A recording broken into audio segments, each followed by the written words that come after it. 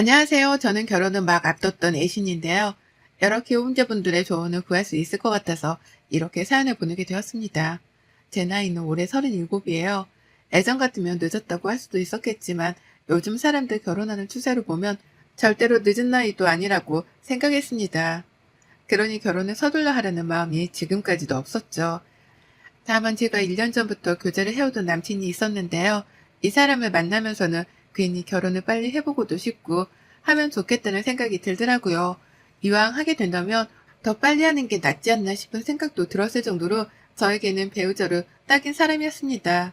둘 다 비슷한 학력의 직장, 그리고 사는 동네까지도 가까웠던 바람에 영락없이 서로에게는 조건까지도 잘 맞았죠. 요즘같이 여성들을 상대로 데이트 폭력도 많이 일어나고 치안에 문제가 많은 상황에서 이것저것 아무리 따져봐도 제 남친은 저에게 좋은 사람이었어요. 그러다 그만 사고를 쳐버리고 말았습니다. 제가 혼전 임신을 해버린 것이었어요. 아직 식도 올리지 않았고 혼인신고조차 안 한 처녀인데 덜컥 임신을 해버린 겁니다. 머릿속이 순간 까마득 하더라고요. 제가 코로나에 걸린 적이 있어서 잠깐 마법의 날이 찾아오지 않았을 적에도 코로나 후유증일 것이라고만 생각을 했습니다. 괜히 구역질이 나오는 것도 다 코로나 후유증 때문일 것이다 싶었죠. 하지만 시간이 지날수록 증상들이 모두 다 임산부 증상인 거예요. 배가 바로 나오진 않았었지만 이상하게 몸이 무겁고 또 피곤하고 잠까지 오는 것이 말이죠. 불안해하기만 하다가 이대로는 내가 먼저 숨통이 막혀 죽겠구나 싶었던 바람에 급하게 혼자 임신 테스트를 했고요. 도질이 뜬 걸 확인한 순간 저도 모르게 한숨부터 흘러나왔습니다. 큰일 났구나 싶어서 말입니다. 내가 결혼을 늦게 하는 줄은 이미 내 나이를 보면 파악을 하고는 있었지만 임신부터 덜컥 하게 될 줄은 생각지도 못했었죠. 이걸 어쩌나 잠깐 고민을 했지만 남친에게 털어놔도 괜찮을 거라고 바로 판단을 내렸습니다. 연애를 해오며 지금까지 제가 못났다고 생각해 본 적이 없는 사람이었었고 그랬었기 때문에 충분히 믿음직스러울 거다 싶었죠. 아이를 혼자 가진 것도 아니고 다 큰 결혼 정년기에 남녀 둘이서 만들어낸 것이었으니 제가 임신을 했다고 하면 남친이 충분히 이해해주고 또 감싸줄 거다 싶었습니다. 적어도 제가 알던 제 남친은 그런 사람이었어요. 그런데 이게 참 막상 최악의 상황이 닥쳐보고 나니까 사람의 본심이라는 것이 튀어나오더라고요. 안 그럴 줄 알았던 사람에게까지도 말입니다. 설렘 반 긴장 반으로 임신 사실을 알렸더니 제가 한숨을 쉬었던 것처럼 똑같이 남친도 한참 한숨을 쉬며 이 사태를 어떻게 해결해야 하냐고 고심을 하더라고요. 축하한다는 말 한마디라도 예의상 해줄 거라 생각했던 예상과는 달리 너무나 차갑고 싫어하는 티를 내기만 하던 남친의 모습에 무지하게 실망하고 또 서글펐습니다. 그리고 그때서야 살짝 정신을 차렸죠. 내가 너무 축하를 받을 것이라고만 생각을 하고 있었는데 지금부터라도 정신을 차리고 냉정하게 현실을 판단해야겠다고 말입니다. 그래서 하나부터 열까지 남친을 부여잡고 상의를 해가며 아이를 어떻게 해야 할지, 우리가 더 관계를 지속해야 할지에 대해 끊임없이 대화를 나눴습니다. 그러다 결론은 아주 뜬금없는 곳에서 결정이 되었어요. 애비 시어머니라는 분께서 아주 적극적으로 저희 두 사람의 문제를 해결해 주겠다고 나서신 겁니다. 결혼을 꼭 하라면서 말이죠. 임신 사실을 털어놓은 후 이틀 내내 남친이랑 앞날에 대해서 대화를 나누며 저 또한 많이 복잡하고 힘들었던 때였어요. 감히 저희 부모님께는 이 사실을 먼저 털어놓지도 못한 채 일단 남친이랑 의견 조율을 다 하고 나서 나중에서야 말씀을 드릴 계획이었습니다. 안 그럼 우리 부모님께서 저에게 많이 실망할 일이 생길지도 몰랐으니까요. 부모님의 눈치를 누구보다 많이 보면서 남친과 대화를 하던 중이었는데 예비 시어머니께서 연락이 오시더니만 옆에 제가 있다고 하니 이곳으로 오겠다면서 당장 만날 약속을 잡아버리셨습니다. 정말 한순간에 만남이 성사된 것이었죠. 혼전 임신을 하기 전까지만 해도 결혼을 당장 해야겠다고 말을 주고받은 게 아니었는지라 서로의 부모님을 뵐 일은 없었거든요. 임신 사실을 알리고 난 후에도 저희끼리 아직 대화가 충분히 마무리되지 못한 상황이었기 때문에 서로의 부모님을 이 일에 끌어들일 타이밍은 결코 아니었습니다. 그런데 갑자기 제가 옆에 있다고 하니 저를 보러 당장 오겠다고 하시는 거예요. 그래서 순간 촉이 팍 왔죠. 남친은 이미 자기 집에다가 저의 임신 사실을 털어놓았구나 하고 말이죠. 저에게는 부모님께 말 한마디조차 꺼내기 힘든 말이었는데 남친에게는 이게 그리 쉬운 말이었나 싶어서 현타가 왔습니다. 무엇보다도 여친을 임신시킨 사실이 뭐 대단한 자랑이라고 그걸 해결도 보기 전에 자기 엄마한테 털어놓냐고요. 남친은 제가 부르던 마마보이였나 싶기도 해서 혼동도 오고 입이 가벼운 사람인가 싶어 괜히 불신이 생기기도 했어요. 아직 아이에 대한 생각이 채 정리도 되기 전에 남친의 이런 가벼운 행동과 시어머니의 무대뽀에 두 손 두 발을 들었던 것 같습니다. 그 상태로 뵌 예비 시어머니는 계속해서 급발진을 하셨어요. 결혼을 하라고 급발진하는 차량마냥 밀어붙이신 겁니다. 내가 우리 아들 애를 임신했다는 소리를 듣자마자 어찌나 놀래 뒤집어지려 했는지 몰라요. 아가씨도 아니 이젠 아줌마인가? 내가 뭐라고 불러야 하지? 라고 하면서 자연스럽게 말도 놓으셨고 당장 제가 시집올 애비 며느리라고 확신하고는 호칭 정리도 당장 해버리셨어요. 우리 집에 들어올 며느리한테 아가라고 부르는 게 꿈이었는데 그렇게 불러도 됐지? 라고요. 졸지에 저는 이 나이를 먹고 아가라는 소리를 애비 시어머니께 듣게 되었고요. 생각보다 아이 가진 걸 부담스러워하지 않은 채 결혼을 무조건 하라며 성급하게 보채기까지 하시는 어머님의 태도를 보고선 의외로 안심이 들기 시작했어요. 나를 내치는 게 아니라 보듬어 주려고 하시는 건가 싶었거든요. 그러니 저로서는 당연히 어머님께 의지를 할 수밖에 없었습니다. 가장 최악의 상황이었는데 해결책을 제시해주는 분이 바로 시어머니셨으니까요. 그리고 전 그날 후 저희 부모님께도 임신 사실을 털어놨어요. 계획에 없는 임신을 한 것에 대해서 잘못했다고 말씀도 드렸고 아이들 가지게 되며 남친과 결혼까지 가게 되었다고도 말입니다. 당연히 저희 부모님은 많이 놀라셨고 또 약간 실망도 하신 듯 보였으나 제가 이른 나이도 결코 아니었고 결혼까지 가서 아이를 책임지겠다고 하는 모습에 안심을 하신 듯 했습니다. 그렇게 저희는 얼떨결에 해버린 혼전 임신 때문에 급하게 양가 상견례까지 잡게 되었어요. 모든 게 일사천리로 빠르게 흘러갔고 조금 성급하지 않나 싶어 불안하긴 했거든요. 하지만 제가 여기서 뭐라고 투정을 부릴 수 있는 상황은 아니었습니다. 누가 시키지도 않는 혼전 임신을 한 건 저희 커플이었기에 책임을 져도 저희가 끝까지 책임을 져야 한다 생각했거든요. 그렇게 상견례를 앞두고 저는 저대로 마음이 급해서 배가 부르기 전에 결혼식이라도 후딱 치르고자 했어요. 저의 성급한 실수였죠. 각자 직장을 다니느라 너무 바쁜 사람들이어서 최대한 시간이 나는 주말마다 결혼식장도 돌아보고 드레스도 입어보면서 결혼 준비를 했습니다. 뱃속에 아이가 있었기 때문에 결혼은 너무나 당연하게 하게 될 거라 확신을 했고요. 그 바람에 상견례에서 뭔가 문제가 생길 것이라고는 전혀 생각 안 했어요. 그렇게 상견례에 관해서는 긴장조차 미룬 채로 제 결혼과 뱃속 아이한테만 열중을 했습니다. 그러다 상견례 날짜가 코앞에 다가왔고 저는 예비 어머님으로부터 전화 한 통을 받게 되었어요. 응 아가 잘 지냈니?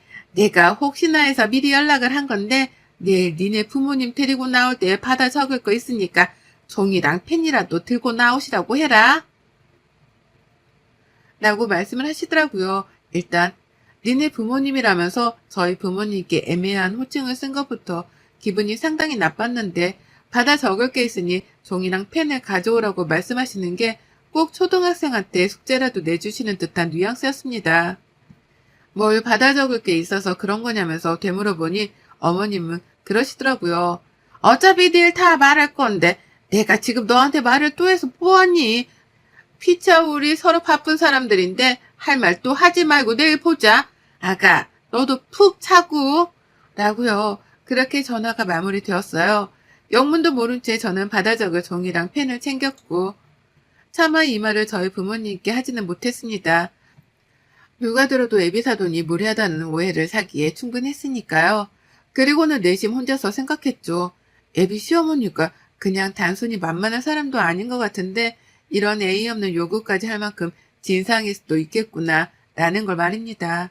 그때부터 갑자기 저희 부모님 걱정이 되면서 걱정이 너무 되는데 다가올 상견례를 물을 수도 없고 밤새도록 잠을 제대로 자지도 못했어요.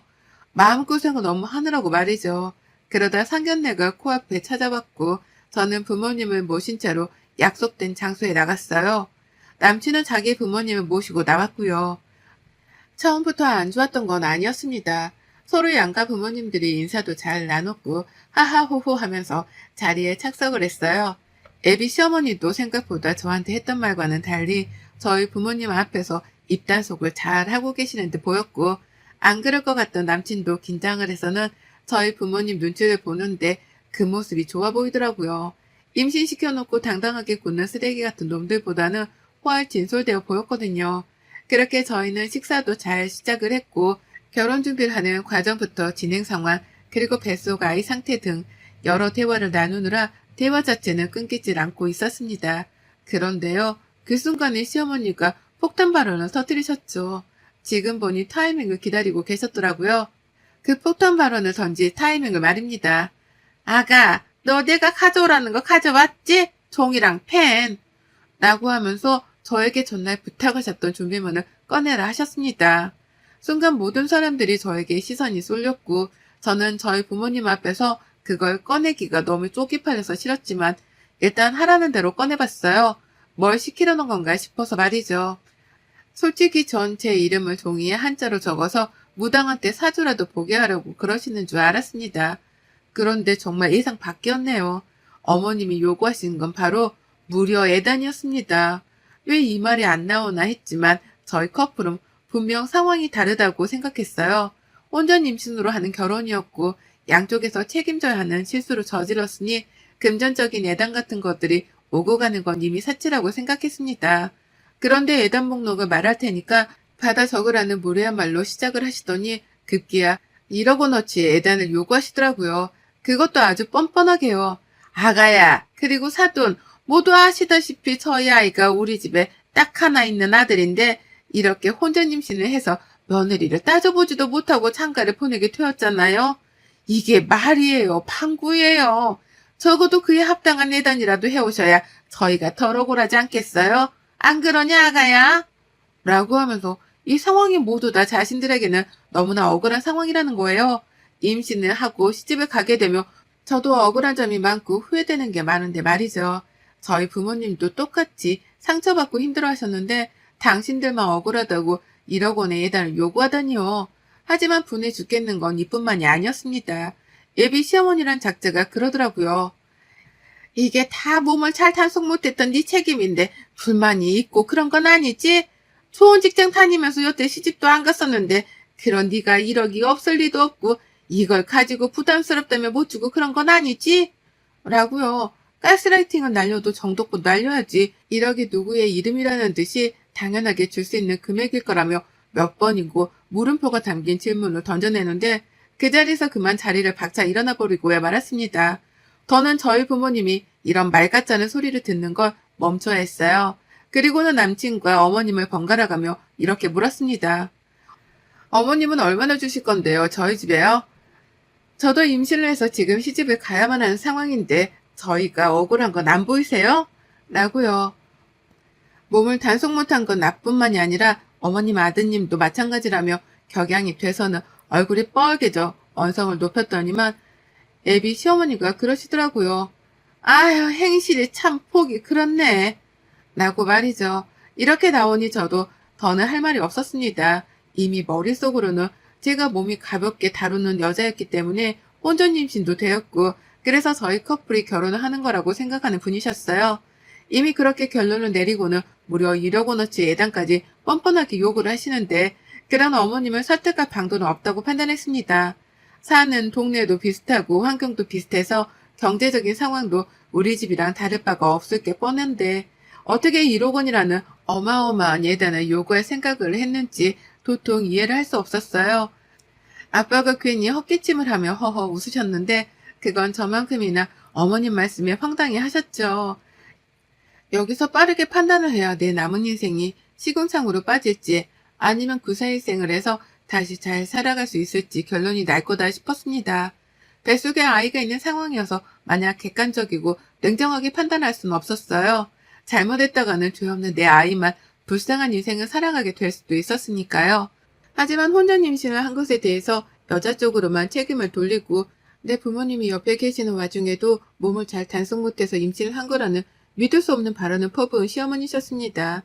그런 말과 생각하는 분들을 두고서 결혼을 하겠다고 더 얘기를 나누긴 힘들었네요. 결혼을 할 이유도 없었고 말이죠. 그래서 당장 판가름을 내렸어요. 이 결혼은 더 늦기 전에 지금 당장 파토를 내고 없던 일로 해야겠다고 말입니다. 뱃속 아이는 나한테 있었고 결국 내가 결혼을 해서 아이 아빠를 두고 사는지 마는지에 대해서 결정을 해야 할 일이었네요. 어차피 뱃속 아이는 남친과 저의 아이였기 때문에 양육비 요구는 당당하게 할 수 있었고 그래서 혼자서 아이를 키운다고 해도 크게 달라질 건 없다 싶었습니다. 조금 전까지만 해도 혼자서 아이를 키운다는 것에 대해서 전혀 이해를 못하고 또 무서워 겁이 났는데요. 시어머니의 말도 안 되는 막말을 듣고 나니 저 혼자서도 아이를 너무나 잘 키울 수 있을 것 같은 자신감이 팍팍 들더라고요. 저 혼자서도 남편이라는 존재 따위 없이 좋은 환경에서 아이를 더 건강하게 키울 수 있을 거란 확신까지 차오른 그때 저는 당당하게 요구했습니다. 이 결혼은 처음부터 없었던 걸로 하겠다고 말입니다. 애초에 결혼이란 걸 할 생각조차 없었다는 듯이 저는 냉정하게 말했어요. 됐어요. 그럴 바에는 이 결혼 안 하는 게 낫지. 엄마 아빠 일어나. 나 혼자 키우고 말지. 저런 애 아빠에 저런 할머니 내 아이한테 필요 없어. 라고요. 그러자 저희 부모님 처음에는 다시 한번 생각을 해봐야 할 문제라면서 시어머니를 다독이더라고요. 애단 1억은 너무했고 그 중간에서 조율을 하며 합의점을 찾자고 말이죠. 아무래도 딸이 혼자서 아이를 키우려고 하니 너무 걱정이 되어서는 일단 애비 시어머니께 최선의 대답을 들어보기라도 해야겠다 싶으셨던 것 같습니다. 하지만 저의 단호한 태도에 시어머니는 오히려 역정을 내며 성질을 부리셨고요. 그런 태도를 보고 있던 저희 아버지가 정말 먼저 터지고 마셨어요. 내 딸이 당신들인 줄 아나 본데 착각하지 말고 말 똑바로 던지세요. 라면서 아주 단호하고 멋지다 싶을 정도로 옳은 말을 호탕하게 뱉어내셨습니다. 어찌나 보는 저까지도 무서웠는지 몰라요. 아빠가 나서서 옳은 소리를 하니 애비 시어머니가 방금 전까지 1억 어쩌고 하며 주접을 떨더니 더는 말을 꺼내지 못하더라고요. 그러면서 남친이랑 예비 시아버지를 막 쳐다보는데 그 모습은 마치 자신을 얼른 도와주려 한마디라도 거들어달라고 신호를 보내는 것만 같았습니다. 하지만 남친이랑 예비 시부는 그 어느 누구도 그 상황에서 더 말을 보태지 못했어요. 자기들도 알았던 거죠. 임신을 한 게 저 혼자만의 책임이 아니고 당신 아들에게도 책임이 있는데 시어머니가 무례하게 나섰다는 걸 말입니다. 그래서인지 남친은 자기 엄마 편을 들기보다는 그제서야 저희 아버지를 진정시키려 하기만 바빴어요. 오해가 있었던 것 같다는 말도 안 되는 변명을 하면서 어떻게든 더 대화를 이어나가 보려 했는데 이미 때는 늦었죠. 이 결혼은 절대 안 할 거니까 너는 앞으로 네 새끼한테 평생 양육비나 꼬박꼬박 보낼 각오나 하는 게 좋을 거야. 라는 말을 던지고 인사도 안 하고 자리를 떠났습니다. 저를 따라 저희 부모님께서도 바로 자리를 박차 나오셨고요. 뒤따라 허겁지겁 달려오던 남친, 그리고 사고를 쳤다고 직감하고 아이고 아가야! 라는 말과 함께 덩달아 뛰쳐나온 시어머니, 모두가 한꺼번에 상 등신들처럼 보이더군요. 정신을 차리고 보니 내가 이런 사람들한테 시집을 갈 뻔했구나 싶어서 괜히 저까지 모질이처럼 느껴졌습니다. 바로 정을 떼고 아이를 혼자 키우겠다고 몇 번이나 호통을 치니 남친도 그렇고 예비 시모도 그렇고 이제서야 미안한지 어쩔 줄 몰라 하더라고요. 다시 상의를 해보자며 배가 나오기 전에 식을 올리자 하시는데 듣지도 않고 아빠 차를 타고서는 그 자리를 빠져나왔어요. 남친에게는 정말 이별이라며 헤어짐을 통보했고요. 이렇게 저는 결혼을 파토냈습니다. 뱃속 아이는 지금도 너무 건강한데요. 남친하고는 정말 결혼이 너무 하기 싫더라고요. 시어머니 때문이기도 했고 여러모로 상황이 저에게 결혼을 하지 말라고 신호를 보내는 중인 것만 같았습니다. 그래서 더욱 냉정하게 판단하기로 했고 그 결과 저는 아이를 혼자 키우면서 남친에게 양육비를 요구하는 것으로 결정을 내렸어요. 걱정을 내려놓지 못하시는 부모님을 모시고서 변호사까지 찾아서는 법적 상담도 다 받았고요. 혹시나 하는 상황을 대비하기 위해서 남친에게는 양육비가 미지급될 시에 청구 소송도 감행할 예정이라는 통보도 보내놨습니다. 당연히 그 집에서는 결혼하면 그만이지 않냐며 펄쩍 뛰고 난리가 났어요. 어떻게든 제 마음을 돌려보겠다며 애비 시모란 작자는 저희 집에 한우 선물까지 보내더라고요.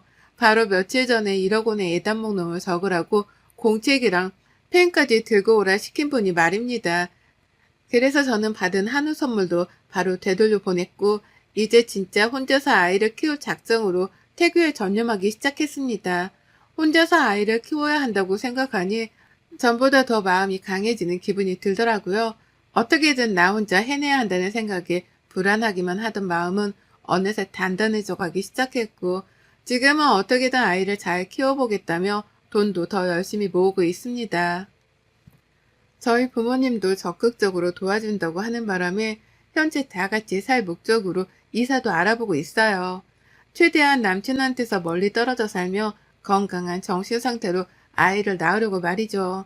하마터면 제 인생에서 가장 위기의 순간이 될 뻔했는데 결론적으로는 슬기롭게 이겨내버린 것만 같아서 당장은 기쁩니다. 아이를 혼자 키우면서 우여곡절이 많겠지만 시작부터 1억 원을 뜯기고 시집을 가는 것보다는 이게 훨 현명하다 싶어요.